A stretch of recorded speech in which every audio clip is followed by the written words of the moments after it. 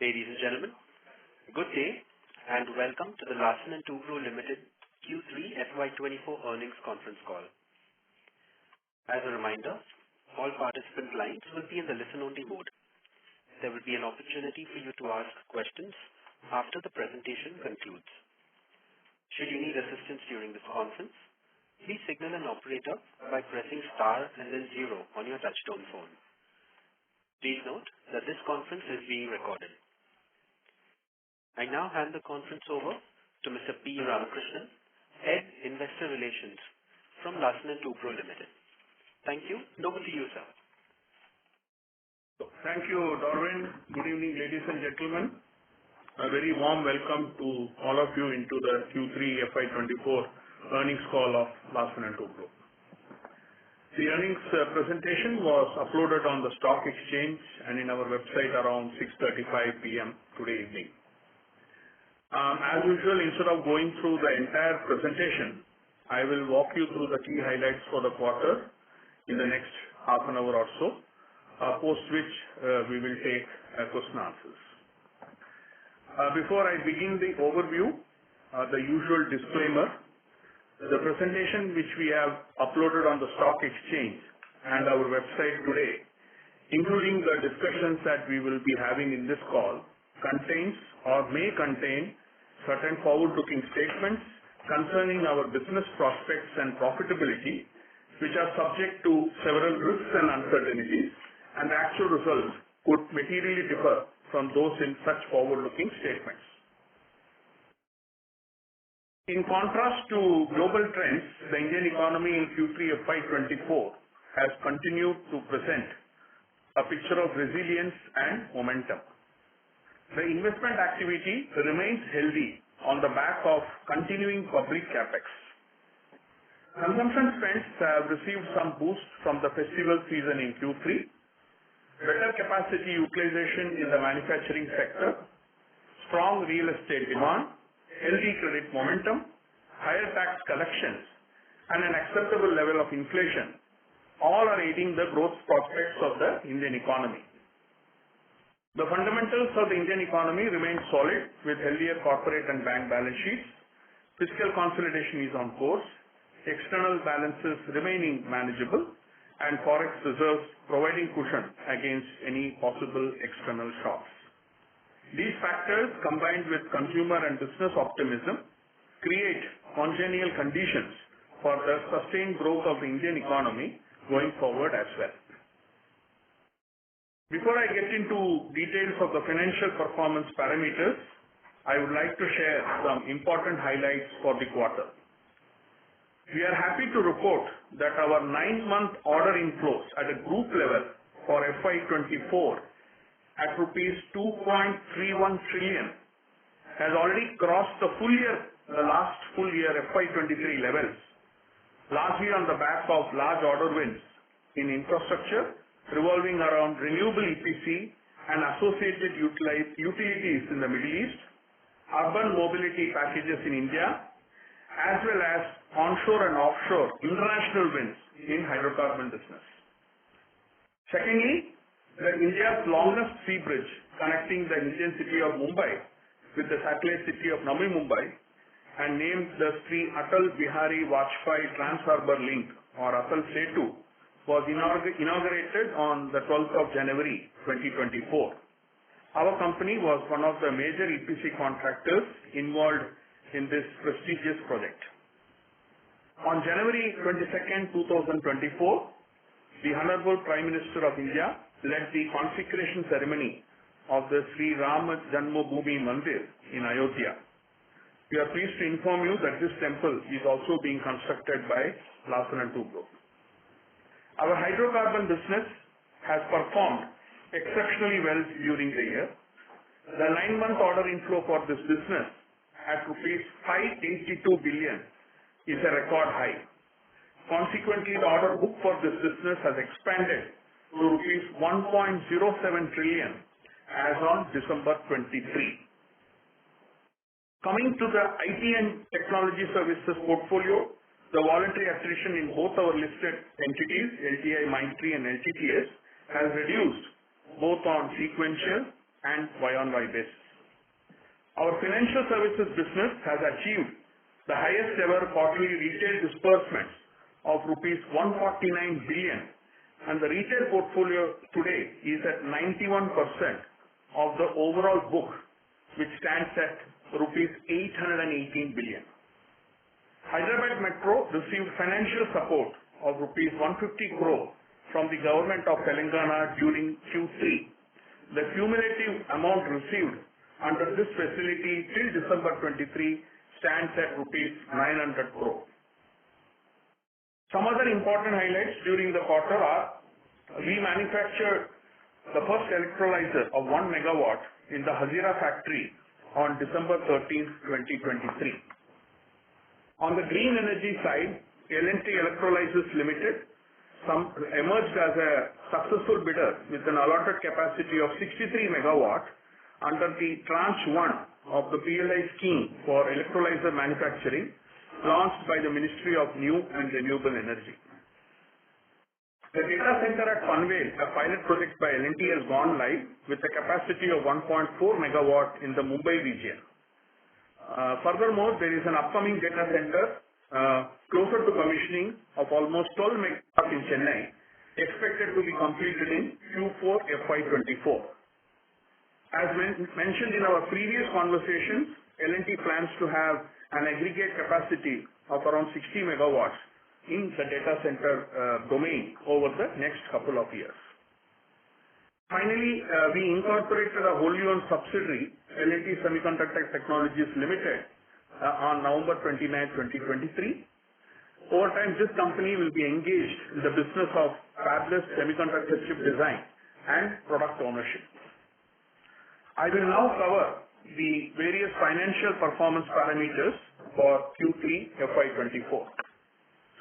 This quarter was a quarter of robust performance across the various financial parameters.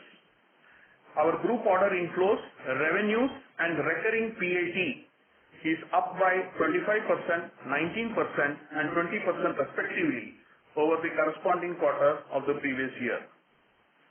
Our NWC to revenue is at 16.6% in Q3 FY24, registering a sequential improvement of 10 basis points and 240 basis points on a Y-on-Y basis. Moving on to the individual performance parameters, our group order inflows for Q3 FY24 at rupees 760 billion registered a Y-on-Y growth of 25%. Within that, our projects and manufacturing businesses secured order inflows of rupees 602 billion for Q3, growing by 32% over the corresponding period of the previous year. Our Q3 FY24 order inflows in this projects and manufacturing portfolio are mainly from infrastructure and hydrocarbon segments. During the current quarter, the share of international orders in the projects and manufacturing portfolio was at 67%, vis-à-vis 12% in Q3 of last year. During the quarter, orders were received across various spectrum of businesses like offshore vertical of hydrocarbon, renewable EPC, water utilities, airports, health, residential spaces, power transmission, as well as ferrous metals. Moving on to the prospects pipeline, we have a total order prospect pipeline of rupees 6.27 trillion for the near term, vis-à-vis rupees 4.87 trillion at the same time in the last year. This represents an increase of 29% on a Y-on-Y basis. The increase is largely due to the sharp improvement in the hydrocarbon prospect pipeline. I'll give you the broad breakup of the overall prospects pipeline of 6.27 trillion, which is as follows. Infrastructure has a share of rupees 4.1 trillion. The same was rupees 3.88 trillion as of December 23. Hydrocarbon, rupees 1.7 trillion as at December 24, vis-à-vis rupees 0.61 trillion as of December 23. Power business has an order prospects of 0.3 trillion as of December 24, as against 0.20 trillion last year. Heavy engineering defense in aggregate has an order prospects of 0.16 trillion, which is almost at the same level that we witnessed as of December 23. Moving on to order book, our order book is at rupees 4.7 trillion as on December 23, which is up by 22% when compared to December 22. As our projects and manufacturing business is largely India-centric, 61% of our order book is domestic and 39% international. Of the international order book of 1.84 trillion, around 92% is from Middle East and the balance and 2% from Africa. The remaining 6% constitutes from various countries including Southeast Asia.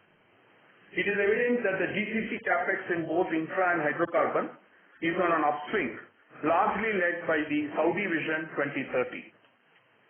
The breakdown of the domestic order book of rupees 2.86 trillion, which I said is 61% of the overall order book, is as follows. Central government 12%, state government 31%, PSU or state-owned enterprises 35%, and private sector 22%. Approximately around 18% of our total order book of 4.7 trillion is funded by bilateral and multilateral funding agencies. Again, 92% of the total order book is coming from infrastructure and energy. You may refer to the presentation slides for further details.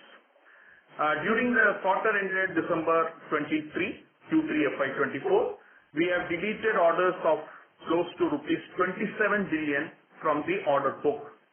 As of December 23, our slow-moving orders is well less than 1% of the total order book. Coming to revenues, our group revenues for Q3 FY24 at rupees 551 billion registered a Y-on-Y growth of 19%.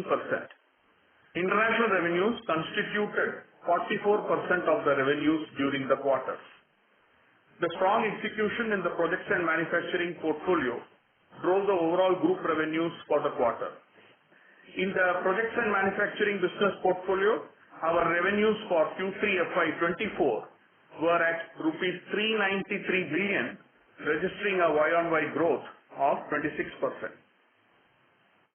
Moving on to EBITDA, our group level EBITDA margin without other income for Q3 FY24 is 10.4%, a drop of 50 basis points over Q3 of the previous year. This drop of 50 basis points is mainly due to job mix and cost pressures in the legacy EPC projects of the projects and manufacturing portfolio. The detailed breakup of the EBITDA margin business-wise is also given in the annexures to the earnings presentation.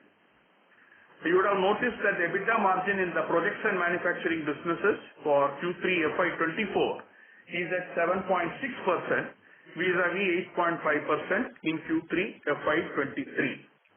On a sequential basis, the EBITDA margin in the projects and manufacturing business for Q3 FY24 improved by 20 basis points, up from 7.4 that we printed for Q2 of the current financial year. I will cover the details a little later when I talk about the performance of each of the segments.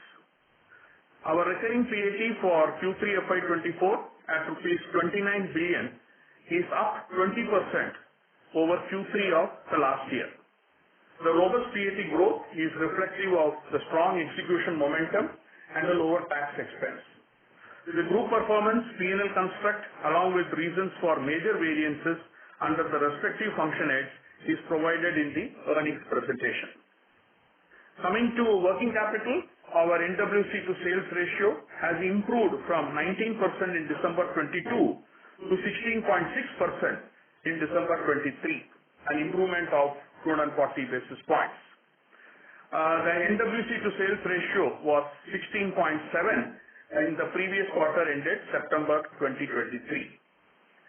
Our group level collections excluding financial services for Q3 FY24, is rupees 494 billion vis-à-vis rupees 434 billion in Q3 FY23, representing an increase of 14% on a Y-on-Y basis. The improvement in gross working capital is on the back of improved customer collections, and which is also in a way manifest in the overall improvement in the NWC to sales ratio.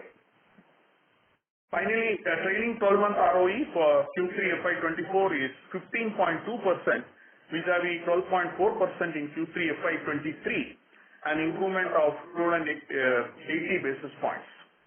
The improved profitability with every passing quarter, along with the return of capital to shareholders in the form of first buyback that we did in the month of September, is contributing to this improvement.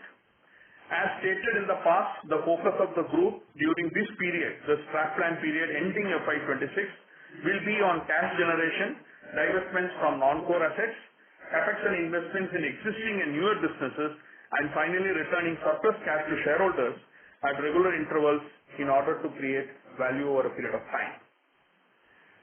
Very briefly, I will now comment on the performance of each of the business segments before we give our final comments on our outlook for the medium term. We'll start with infrastructure segment. On order inflows, this segment secured orders of rupees 432 billion for Q3 FY24 vis-à-vis rupees 325 billion in Q3 FY23, representing a growth of 33% over the corresponding quarter of the previous year. During the current quarter, the orders were largely received in the renewable EPC, water utilities, airports, health, residential premises, power transmission, as well as ferrous metals. Our order prospects pipeline in infra is around rupees 4.1 trillion vis-à-vis rupees 3.89 trillion during the same time last year, representing an increase of around 5%. The infra prospects pipeline of rupees 4.1 trillion comprises of domestic prospects of rupees 3.22 trillion and international prospects of rupees 0.88 trillion. The subsegment breakup of total order prospects in infra will be as follows. Transportation infra leads at 28%, and then we have minerals and metals at 17%, buildings and factories at 19%, water at 16%, power transmission distribution at 4%, heavy civil infra at 16%, adding that aggregates to 100. The order book of this segment is at rupees 3.18 trillion as of December 23. The book bill for infra is around 3 years. The Q3 revenues at rupees 278 billion registered a strong growth of 27% over the comparable quarter of the previous year, largely aided by the strong execution progress across multiple jobs and across all the subsegments. Our EBITDA margin in this segment for Q3 FY24 is at 5.5% vis-à-vis 7% in the corresponding quarter of the previous year. The margin for the quarter is a function of job mix and the legacy jobs tapering off. The working capital intensity has substantially improved during the same period, resulting in stable return ratios for this segment over a period of time. Moving on to the next segment, which is energy projects, which comprises hydrocarbon and power. The receipt of mega order in the Middle East enabled the boosting of hydrocarbon order book, whereas power business benefited from the receipt of an FGD order. We have a strong order prospects pipeline of rupees 2.01 trillion for this energy segment, comprising of hydrocarbon prospects of rupees 1.7 trillion and power prospects of rupees 0.3 trillion. The order book for this energy segment is at rupees 1.13 trillion as of December 23, with the hydrocarbon order book at rupees 1.07 trillion and power at rupees 54 billion.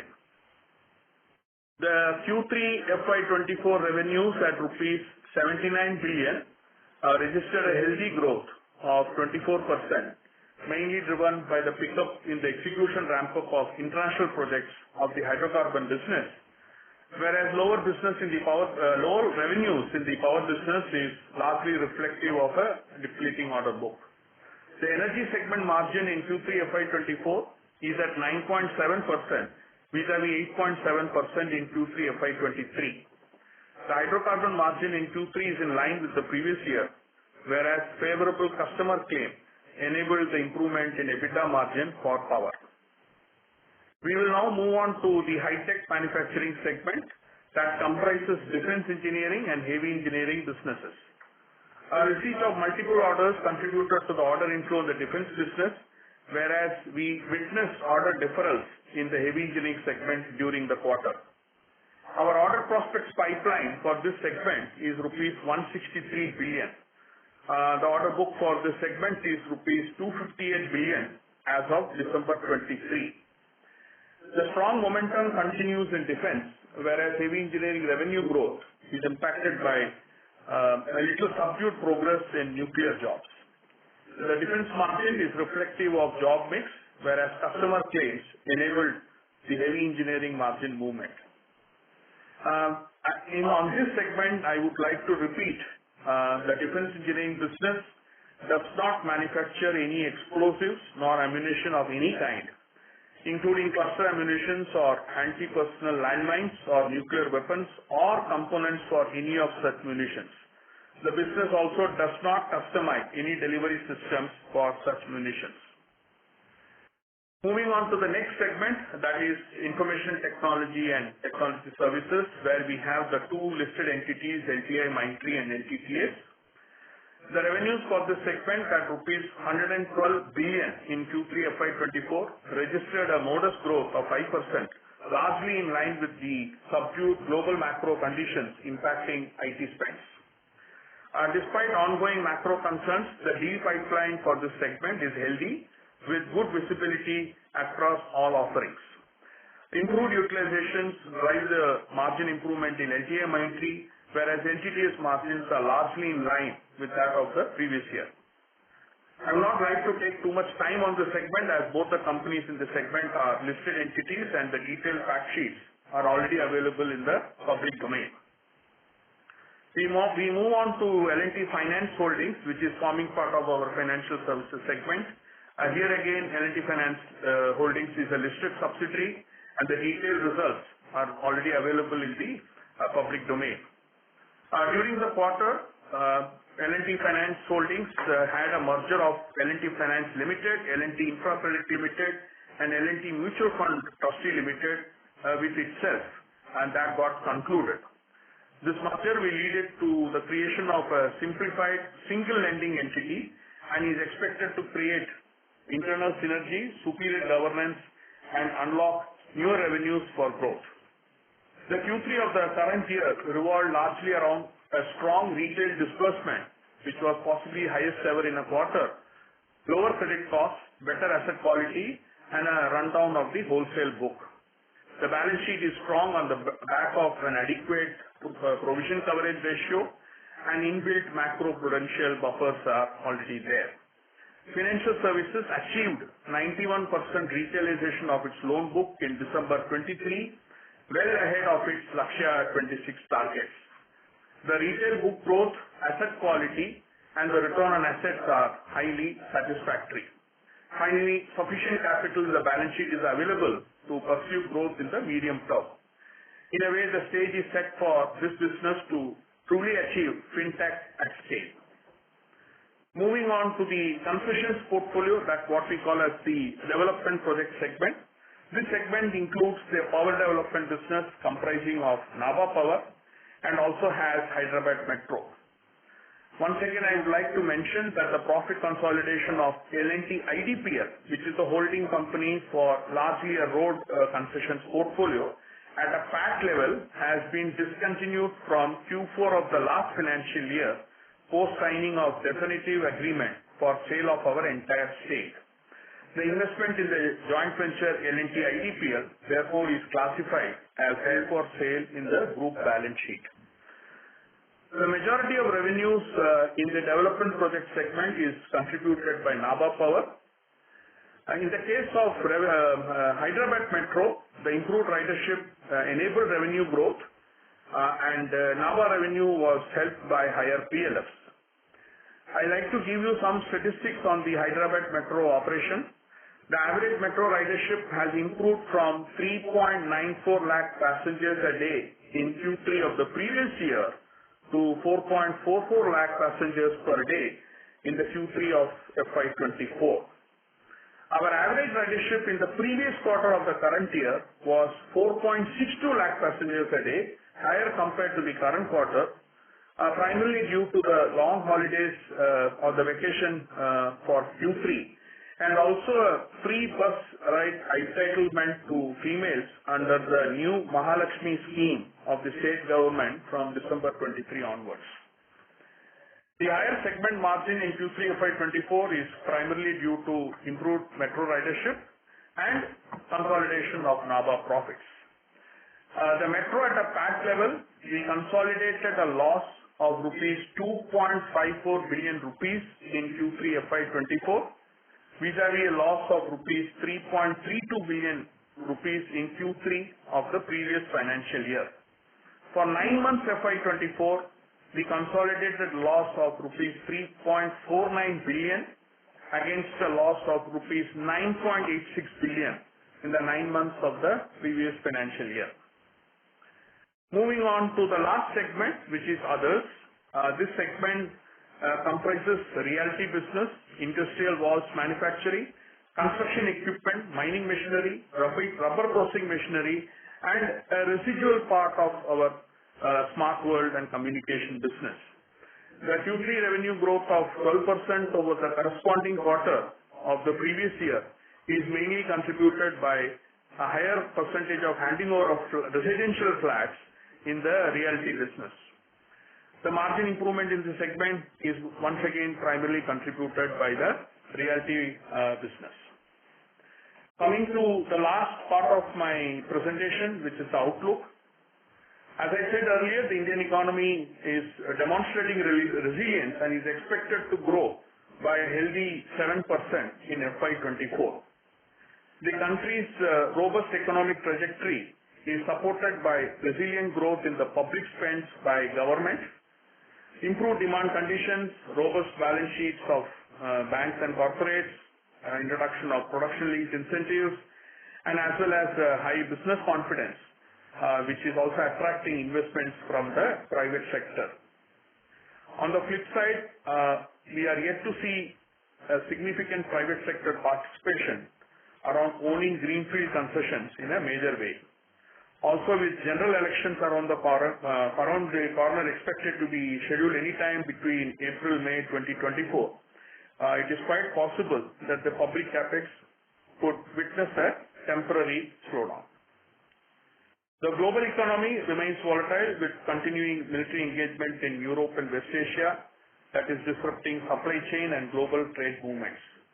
The US economy has been resilient so far, but the UK and European economies are weak and the concern around China still persists.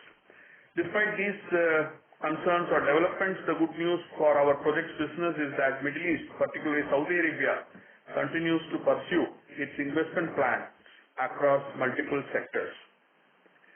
In this backdrop, the company possesses the necessary capability and flexibility to continuously balance its approach and strategy to benefit from the dynamic business environment.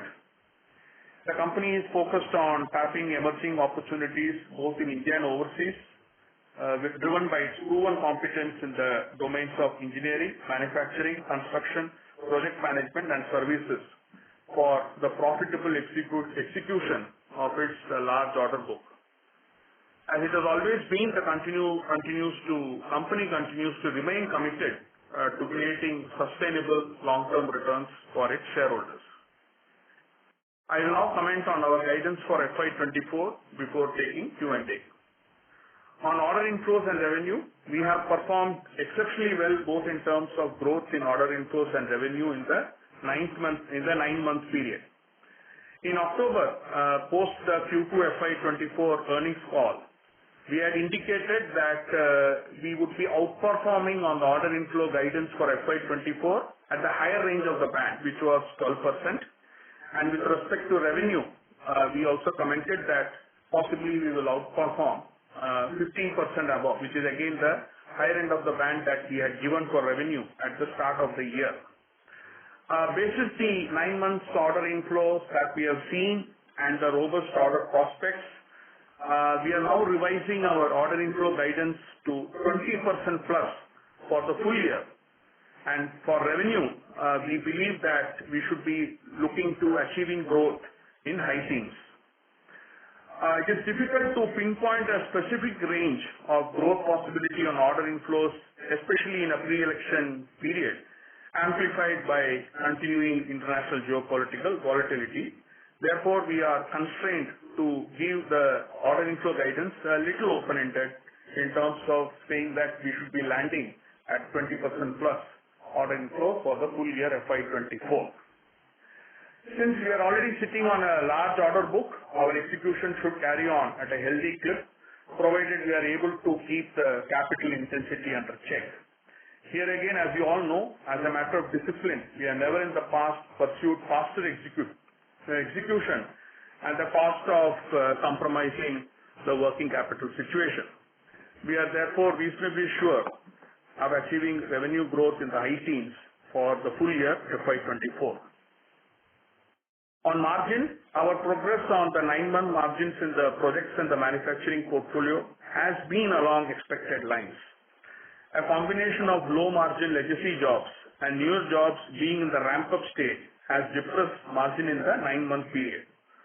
However, it does appear at this juncture that the multiple new jobs which are in the ramp-up stage may not be able to cross the valuation threshold for recognizing margin by the end of FY24, which means it could lead to some sort of a postponement of margin recognition of these jobs into next year. Therefore, we are fine-tuning our margin guidance in the projects and manufacturing portfolio from the earlier 8.59% band to a band of anywhere between 8.25 to 8.5% for the full year. I would like to reiterate once again that the slip-up in margin, if any, in this portfolio is more than made up by volume growth and improved working capital intensity, resulting in superior return on investment by the end of the year. On working capital, since we have been able to preserve balance sheet gains in the 9 months so far, we are revising the earlier guidance of a band of 16 to 18% to in and around the same levels that we achieved for December 23. Which was at 16.6%. One can expect, given the fact that Q4 is a busy quarter and also various other international and domestic events lined up, we can expect that this 16.6 can go up by plus minus 30 basis points on either side. With that, I conclude, ladies and gentlemen, I tried to give you an overall summary of our performance. We can get into Q&A. Thank you very much. We will now begin the question and answer session. Anyone who wishes to ask a question may press star and 1 on their touchtone telephone. If you wish to remove yourself from the question queue, you may press star and 2. Participants are requested to use handsets while asking a question. Ladies and gentlemen, we will wait for a moment while the question queue assembles.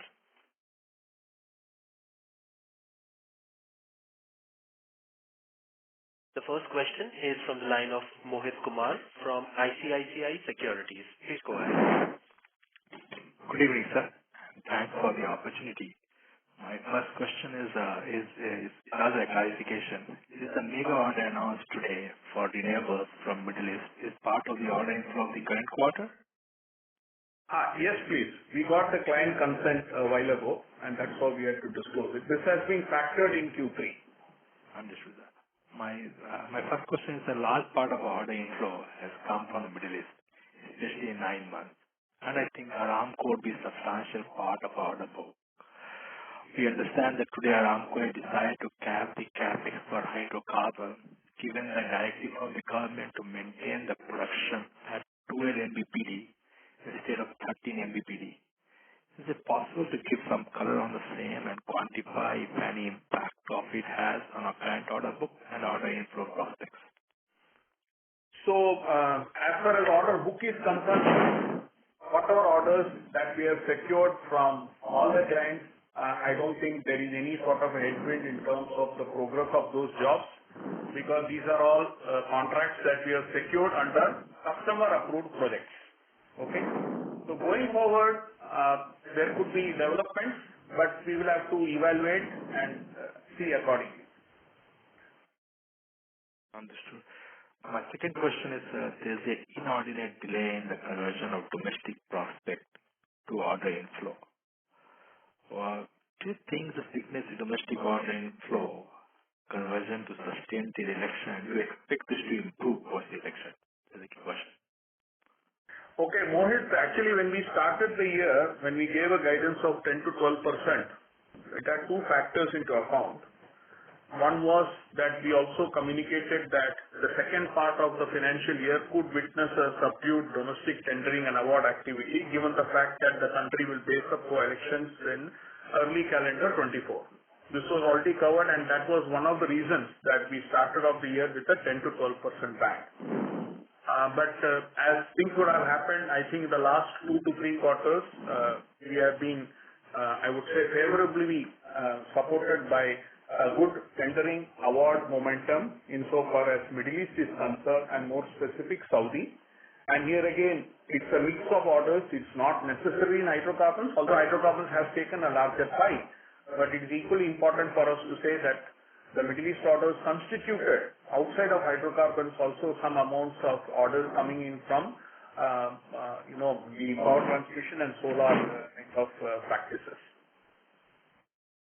Understood. Thank you, sir. Best of luck. Thank you. Thank you.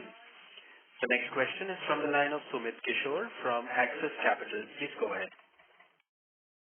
Thanks for the opportunity. My first question is on the equity investment of 27.7 billion in Hyderabad Metro that you have announced. Could you speak about the rationale, and does this accelerate the process of getting a strategic investor on board? So, Sumit, you are referring to the announcement that happened today? Yes. Okay. So, as you are aware, I think one of the most important challenges we have in the Hyderabad Metro, given the fact that the company has a very high leverage. So, what we have decided that some part of the finance, we have to reduce the interest cost for the metro. So, whatever has been given in the form of additional cash support over the last 2 years, some part of that is getting converted into equity.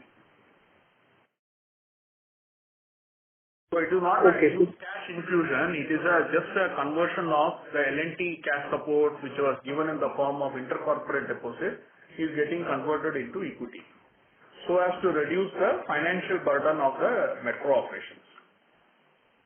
Okay, so there is no fresh cash infusion which is happening, right? No. Okay. And in terms of the timeline for getting a strategic investor into Hyderabad Metro, that remains unchanged. Maybe the next couple of years is where you would be looking to. Yeah, at this juncture we are evaluating, but it's premature for us to comment on any transaction happening. So we will keep the markets informed as and when we have any third-party investor taking up a stake. Sure. Also, in terms of the CapEx allocation for the new growth areas, what is it that you are sort of building in for the next 2-3 years for data centers, electrolyzers, semiconductors, and any other such areas? Thanks. So in terms of our committed investment to make up the electrolyzer manufacturing factory will be in the range of 500 to 600 crores, number one. On data centers, I had indicated that the plan is to ramp up to almost 60 megawatt capacity, which means in and around 2,000 odd crores. Today our data center capitalization has been around 645 crores. Another 1,400 crores will get capitalized as we set up the additional data center units.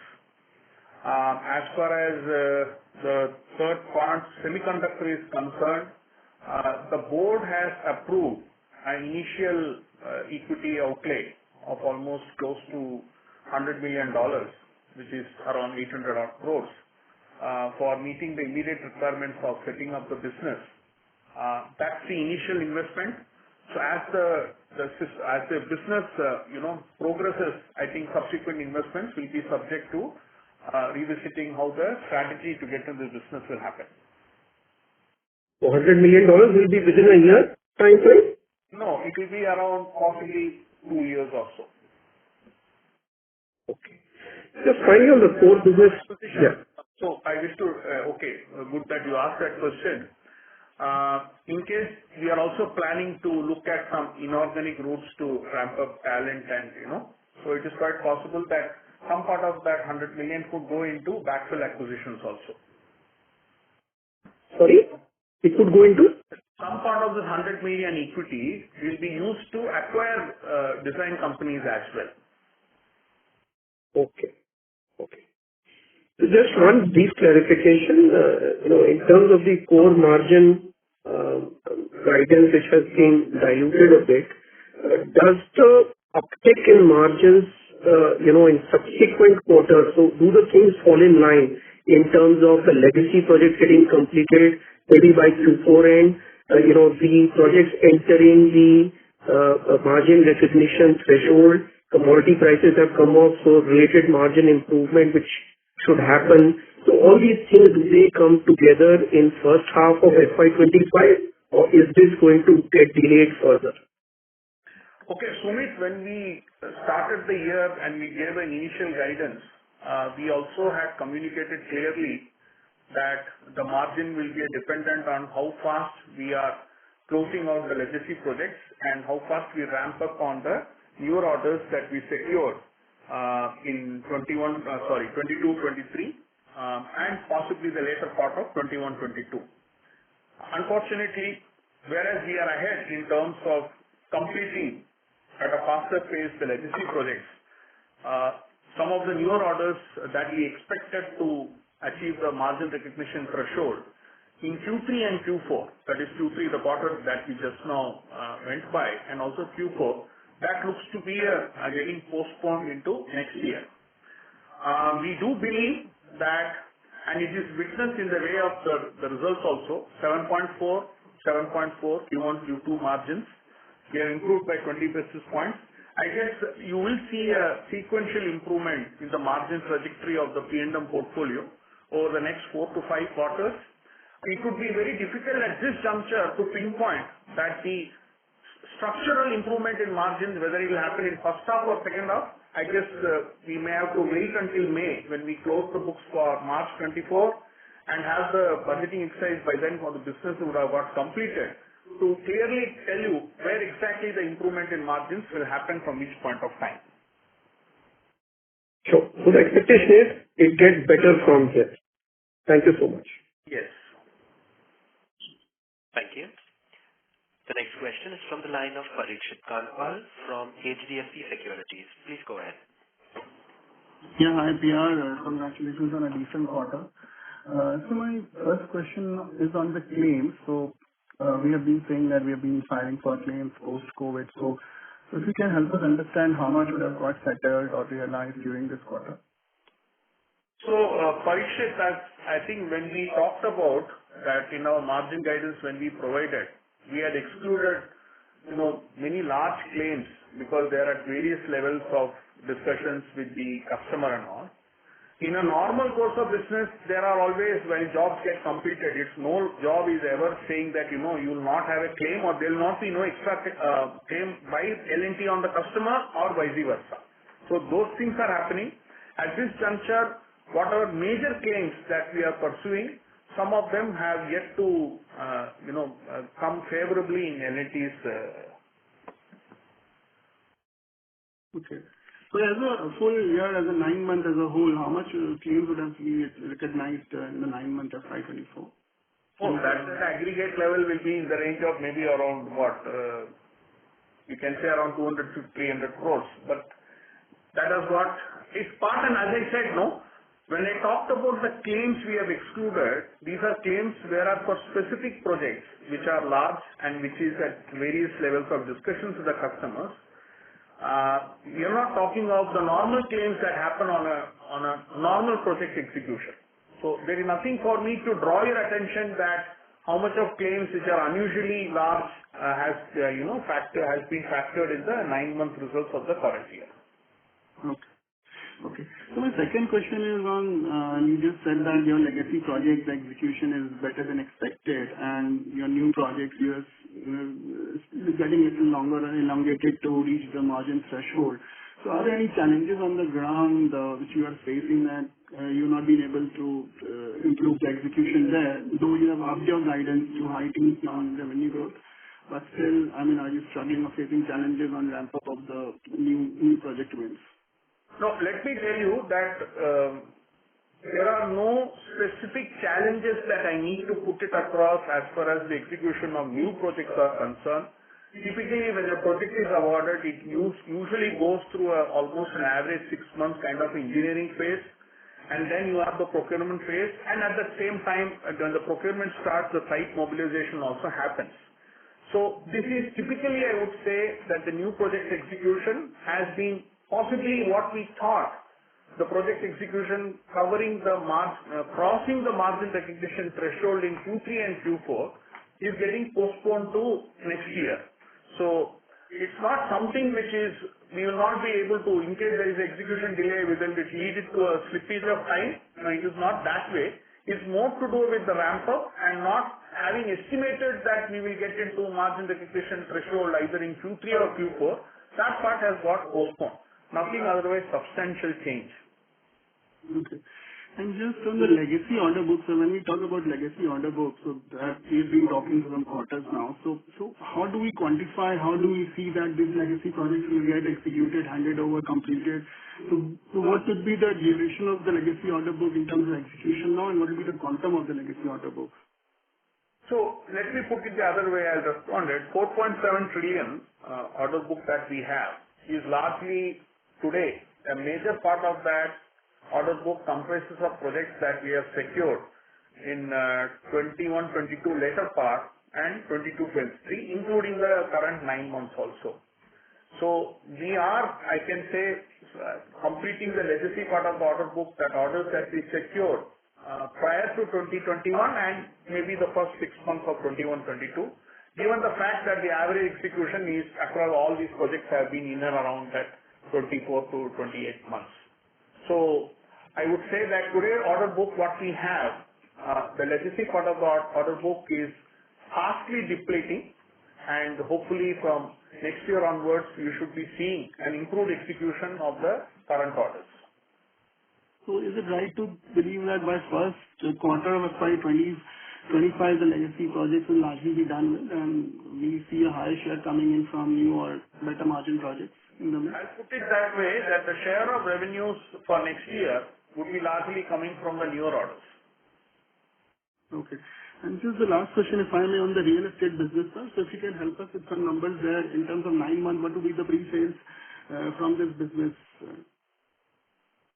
In terms of 9 months, the revenue of the realty business is 1,900 crores. What about the pre-sales number, total value of the sales done, sales booking of sales? Okay. So I will tell you that the order inflow that L&T Realty has had for the 9 months is almost 2,100 crores, and for the quarter it was around 525 crores. Okay. Okay, sir. Thank you, and wish you the best. Thank you.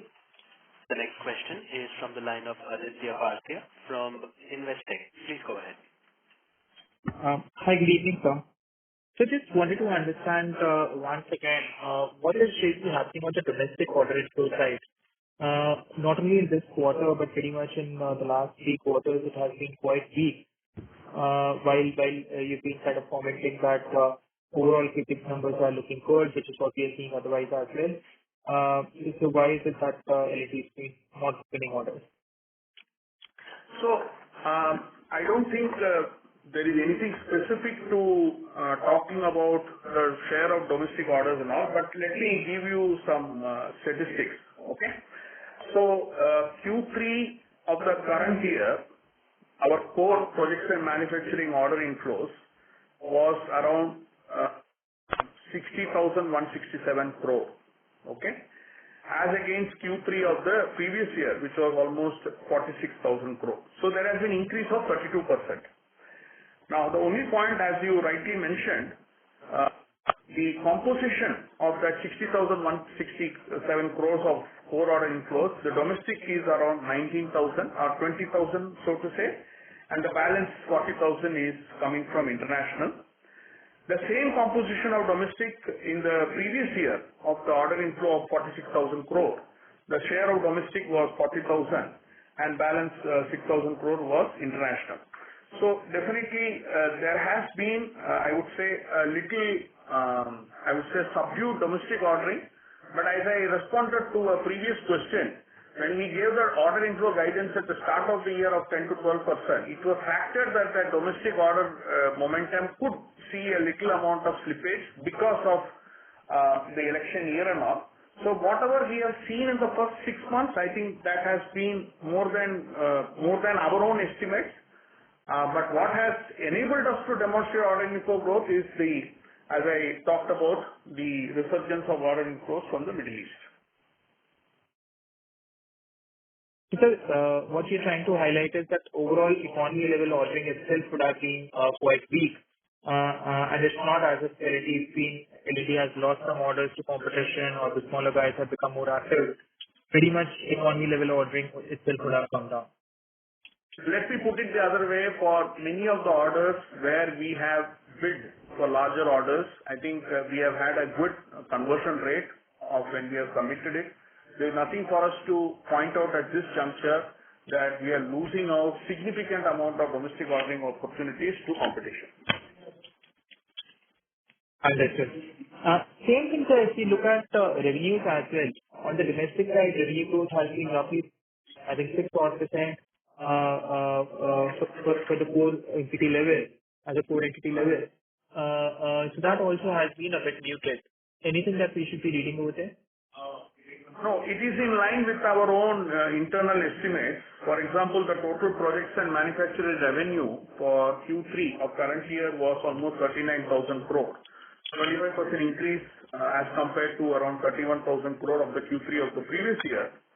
The share of domestic was almost 25,383 crore as a part of that 39,305. So it constitutes a major portion, but the growth in domestic vis-a-vis the domestic portion of the previous quarter, the Q3 of the previous year, has been a little subdued. Sure. And last thing from my side, sir, there have been some media articles about some land monetization at Hyderabad Metro project.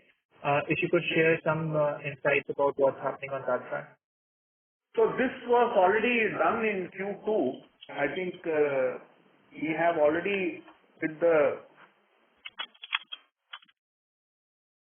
there was a part parcel of real estate monetization that we did in Hyderabad Metro in the previous quarter. But so there was something about 3 malls being put in a REIT or something. Okay. So I am talking about what we did in the previous quarter. What you are looking at in the media is, at this stage, I would say it will be speculative. Understood, sir. Sure. Thanks. Thank you. The next question is from the line of Nitin Arora from Axis Mutual Fund. Please go ahead. Hi, Pierre. Thank you for taking my question. Sorry, I might be repeating the same question, but generally, the backlog has grown very significantly. You're a 4.7 trillion backlog company now. Generally, I'm not asking you a very quarter-specific question when the margin will improve or, generally, on taking a new order intake, what is the thought process of the group? Is it the backlog itself has become too huge and you might go slow next year? Obviously, there's an election year, so order might become slow itself. But is there more appetite of taking this order? I'm not trying to gauge on guidance for next year, but you're already growing at 20%. So on that 20, do you like to grow still in double digits, or it's rather a team wants to execute more and go slow and get back the profitability back? Just a little structural question here. Okay. So Nitin, I will answer to your last question. I think L&T's focus has been to ensure that whatever bids we submit, we have protected margins. Any sort of risk that are envisaged is getting factored while we are bidding for all these projects, number one. Number two, in terms of whether we are going forward, considering the fact that our order book is close to almost maybe by March 24, we should be even touching 5 lakh crores. Would we be changing our, I would say, bidding mechanism? I don't think it is right for us to say that way. The reason is that the entire projects and manufacturing business is dependent on various sectors, changing from a transportation infra to metro or a heavy civil infrastructure or buildings and factories. So we have segments catering to virtually any sector where there is a project opportunity. So it all depends for each of the businesses or sub-segments that we have in infrastructure or in hydrocarbons. Like in hydrocarbons, we have an offshore and onshore vertical. Depending on capacity what we have, we will be addressing opportunities, which means in some of the segments where we have not had significant amount of order intake, we will use and possibly bid very competitively for order opportunities that come. And in some of the segments where we have a healthy order backlog, I think we will have a situation where we will try to obviously start looking at larger and cherry-picking opportunities. Got it. Okay. And, you yourself said that large amount of new orders will come in execution next year. But in terms of execution, do you see a challenge? Because generally first 6 months, being an election year, labor shortages, everything gets drilled into issue when it comes to execution. Or you have large amount of international backlog as well, so execution would not be a challenge. How one should look the growth for L&T for next year? Given few challenges on execution as well. So Nitin, at this juncture, I can only comment of the fact that we have a robust order backlog as of December and expected to remain robust as of March 24 also. One thing is that the domestic execution activity could be a little subdued in Q1, considering that would be an elections quarter. Post that, there is a new government that will come in. So Q1 could be subdued. At this juncture, it's very difficult to comment upon whether the Q2 execution thereafter will become completely normalized. I think it's not correct. But as you rightly mentioned, what we see some amount of uncertainty given the fact that there is a general elections in the country. I don't see any such, I would say, risk emanating from the other alternate geography of jobs that we are doing in Middle East. Got it. Thank you, PR, and all the best to the team. Thank you. We have the next question from the line of Renu Baid from IIFL Securities. Please go ahead. Yeah, thank you for the opportunity. I have two questions. First, just broadly trying to understand on the margin side, while for the next 4 quarters you did give an indicator. But broadly speaking, initially or earlier you typically mentioned that, once the backlog improves and legacy orders are done, probably in few quarters we should be inching towards double-digit margins. Given the fact that a fair share of recent this year inflows have come from international hydrocarbons, which typically tends to carry high single-digit margins. Will that also have an implication on our targets to get back to double-digit margins in the next couple of years? Because execution on these projects will then ramp up in margin destination thresholds, and that may impair the overall blended margin for the core P&M business for us. So Renu, I can only comment upon what we see in the near-term perspective, because as you may be aware that many of the jobs are fixed price contracts. Hopefully, if the contract gets executed on time, the margins that we bid and the margins that we reported would be substantially in the favorable side, higher. Okay? So we anyway run that risk. But as we see it today, I think on a quarter-on-quarter basis, I think we should be looking at improvement in margins in the projects and manufacturing portfolio. Now, in terms of getting into, I would say, double-digit margin, I think it is a sort of a question of time. But I wish to reiterate here that the jobs that we have secured in the recent past, which is forming a major part of the order backlog, are all jobs where there has been no compromise on our as-bid margin, with a clear focus on improving profitability and also at the same time, ensuring that we have favorable payment terms. So that actually has been the practice or the process that has been followed. Now, how these jobs will shape up in terms of execution, progress, and completion is a question of time. On a near-term basis, I think we can comment to say that L&T will demonstrate a sequential improvement of margins over the next 4-5 quarters. Sure, but if we look over a medium-term perspective, so ultimately, let me put across my question in this format. Do you perceive the current change in the backlog which you've had in the current year, will that have an implication on your margin profiles over the medium term as these projects come to execution? And also the revised net working capital guidance, that also probably factors a shade of improvement coming in from the favorable backlog and the advances that you have from these international market and geographies?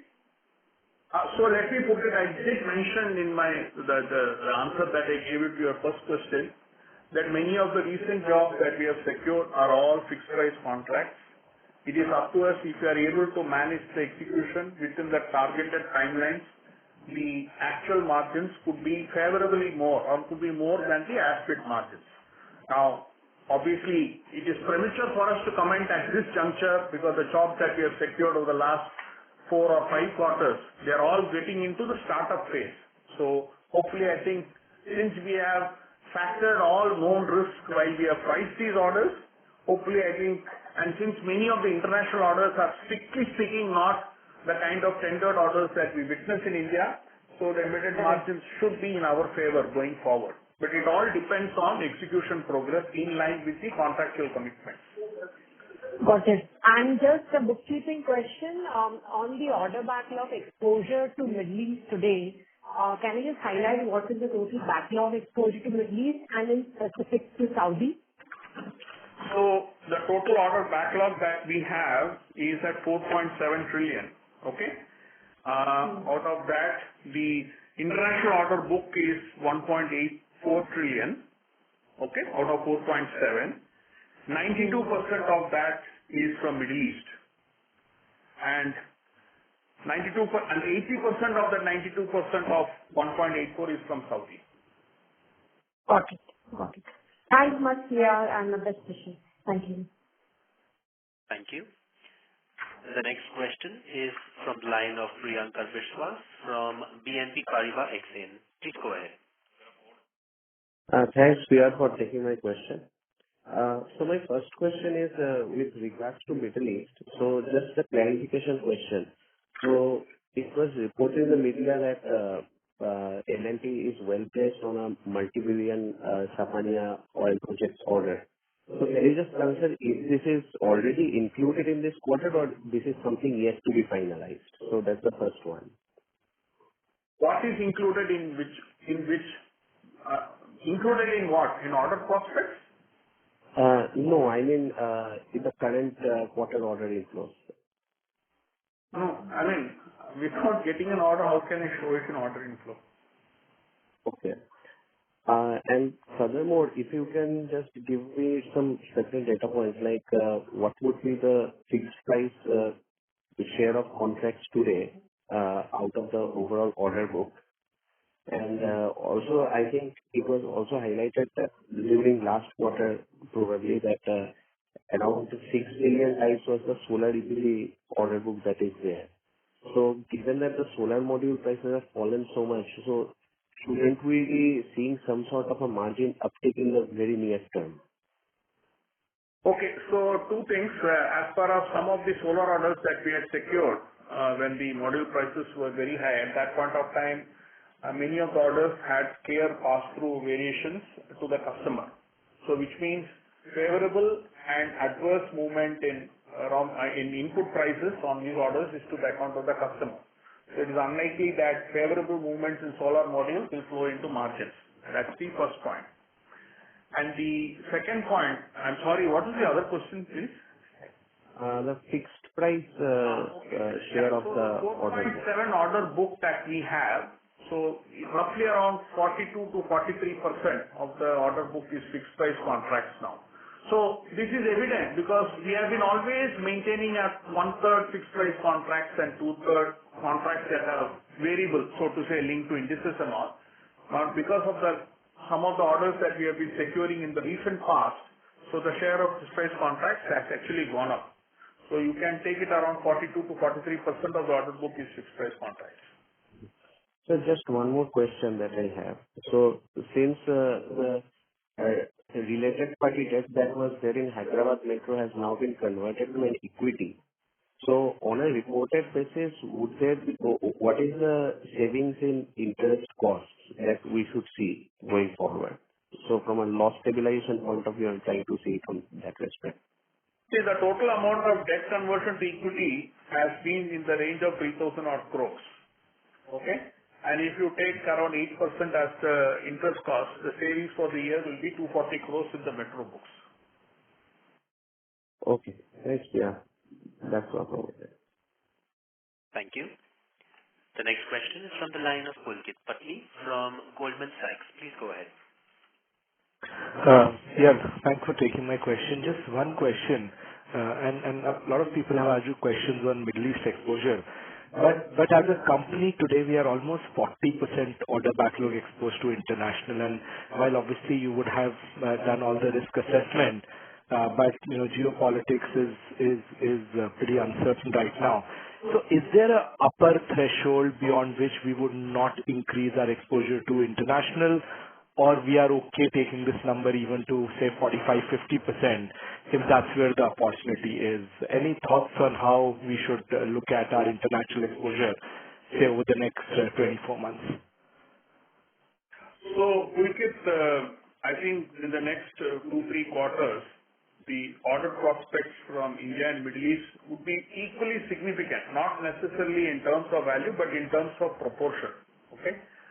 And we are mindful of the fact that when we are working for projects outside India, we establish or we ensure that our relationship with the client, the financing for the project, and the terms of payment and all other conditions are in line with our own risk framework process.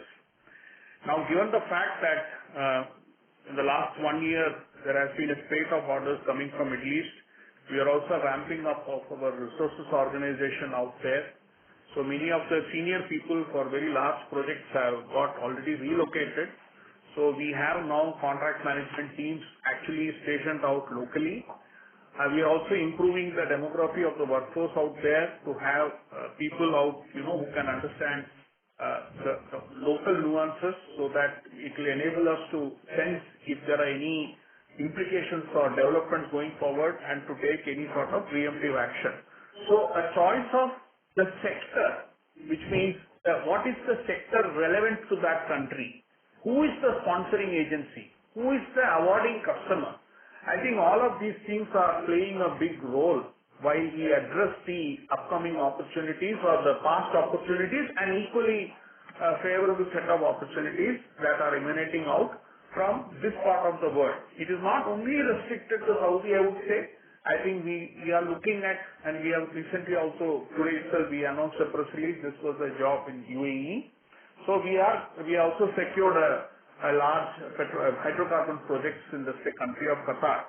So we look at the project sponsor, the customer, the project, how important it is for the customer, so that we are reasonably sure that it is appropriately funded and we get our payments on time.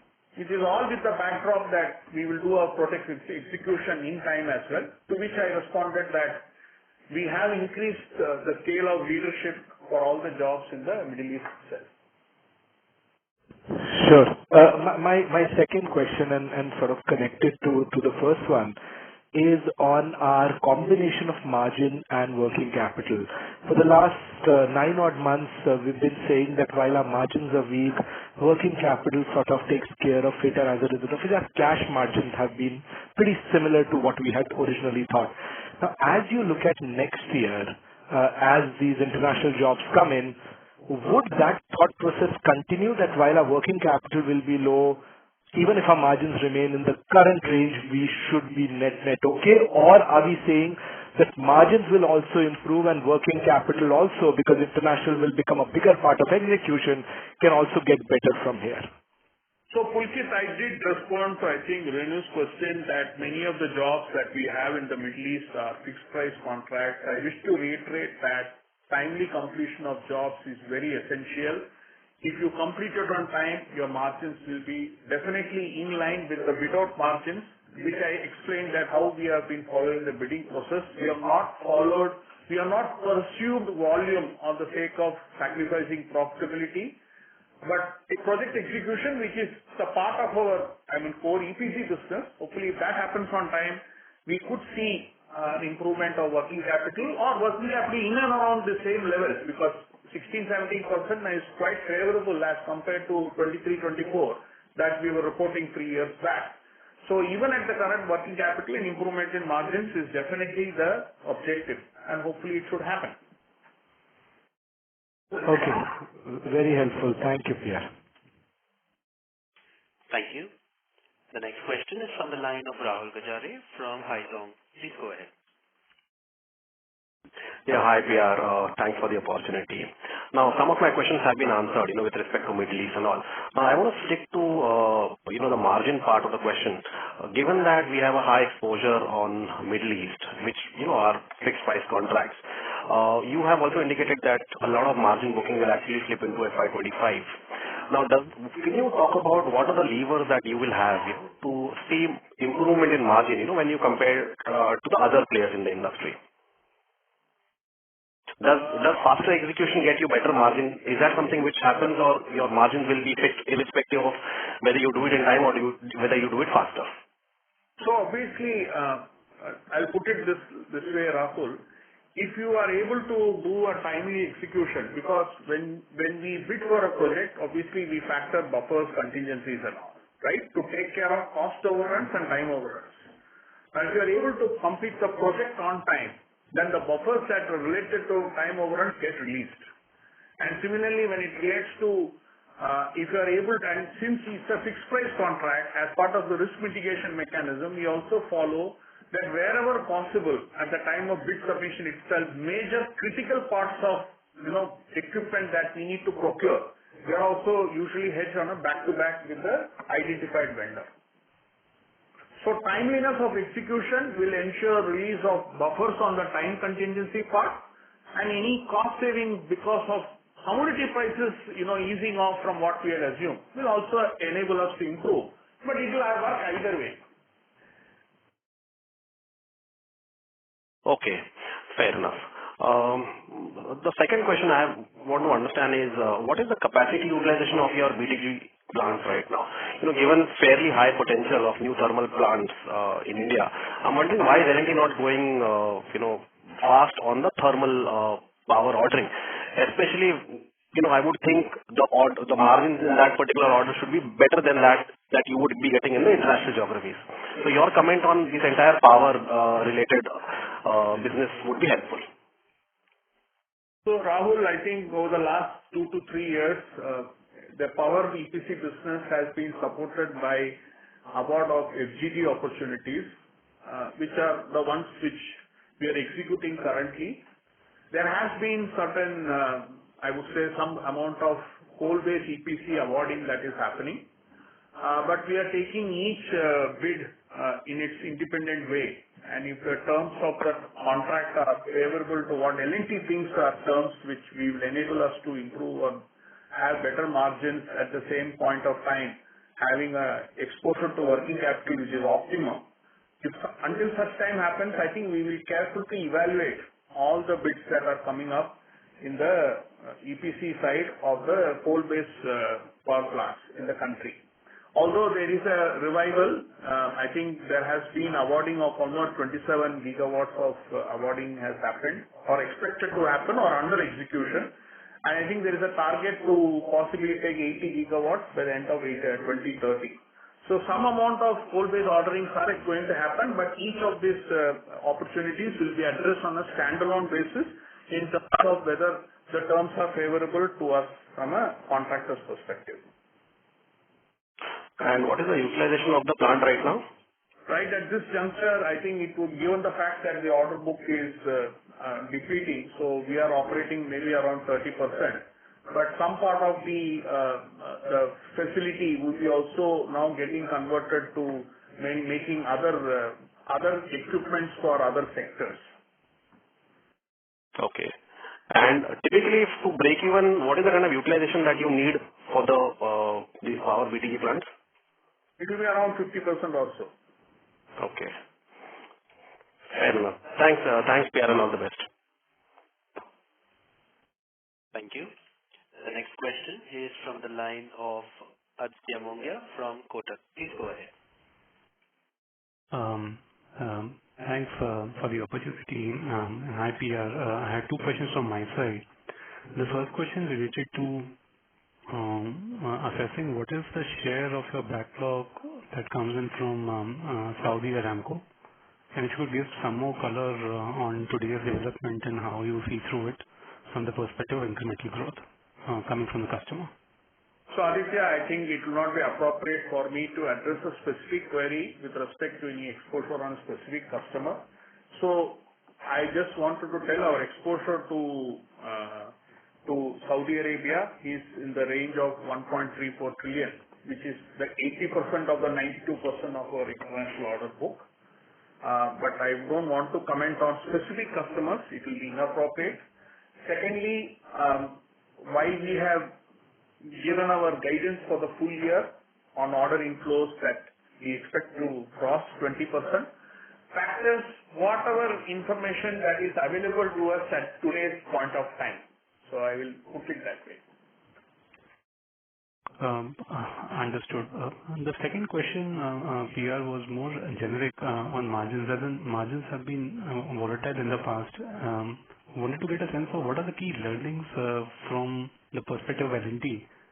And in that context, going higher on fixed price contracts as a share of backlog, is this something that is counterintuitive? So, let me put it like this, Aditya. I think it's not correct to say that margins have been volatile. I did mention about the fact is that we have had some amount of margin depression, especially in the infrastructure segment, given the fact for a whole lot of reasons that I have explained in the previous calls also. Okay. But one thing it is important for us to equally say, yes, it's a function of maybe competitive intensity while we bid for those projects, backed up by COVID-led delays, an increase in the commodity cost for which we did not have a pass-through, and some important claims that we were pursuing and it's not getting crystallized. So I don't think it will be right for us to say it has been volatile. Yes, it has been a little subdued, but now that the legacy jobs have got completed and we have a more or less recently refreshed order book from the orders that we have secured from later part of 21, 22 and 22, 23, I reiterate once more that one could see a sequential improvement in margins. When I say sequential means, I'm talking of Y on Y sequential. It's not like Q1 over Q4, but definitely an improvement in margins over the next 6 to 7 quarters. Thanks, PR. And just a last question from my side. As in, you're already at an ROE of 15.4 at margins that are there today, and you said that double-digit margins are a kind of a matter of time. As in, at those kinds of margins, the ROEs would be, let's say, north of 18, 19, 20%. In the kind of business that you operate, is it something that can be sustained for a period of time? You are referring to margins or you are referring to capital intensity? What I'm saying is that current margins, your ROE is about 15% is what you said in your opening remarks. Some part of the improvement in ROE will be attributed to increase in margins.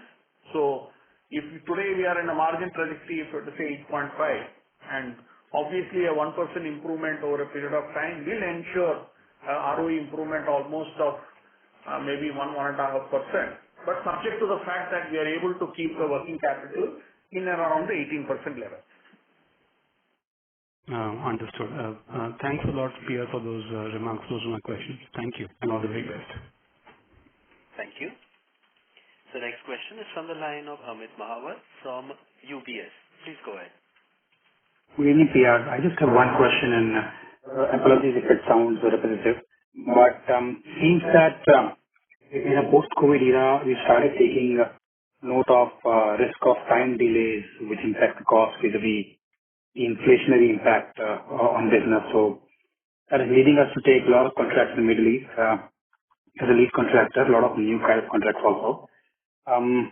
Vis-a-vis, a conventional thinking of share of Middle East versus share of India, or, lower margins in Middle East versus higher margins in India. Are we heading towards a directional strategy of choosing, inflationary risk of executing large Middle East or Indian projects vis-a-vis time delays, which has been more harmful to us in last 1 to 2 years? I just wanted to understand if the understanding is correct. So let me tell you, Amit, I think both points are equally important. We cannot say we will have preference of one over the other. I think as an EPC contracting business, as possibly we are one of those very few EPC contracting organizations where despite the ups and downs of the underlying investment spend for which we get the contract, and despite taking a plethora of contracts across geography and across domains, I think we have been able to keep a higher volatile margin sector to a more predictable margin sector. That is primarily because of the mix of jobs, mix of geography, mix of clients, everything put together. On top of it, our relentless focus on timely execution. I think that has only helped us to ensure that we are able to at least bring some amount of stability in an otherwise volatile EPC contracting sector from a margin perspective. I think the one thing that we would like to acknowledge or recognize is that over the last 3 years, there has been a relentless focus that while we grow the business in terms of size and scale, we also focus on the working capital intensity, and that has, in a way, that intensity has helped us, and that is going right up to the business unit and the project level, that we do projects or we complete projects or we progress on projects only to the extent of money is coming on time. And in case if customers are not in a position to make payments on time, such of these projects would see some amount of delay, but with appropriate contractual commitment conditions so that later on we don't have any adverse surprise. Understood.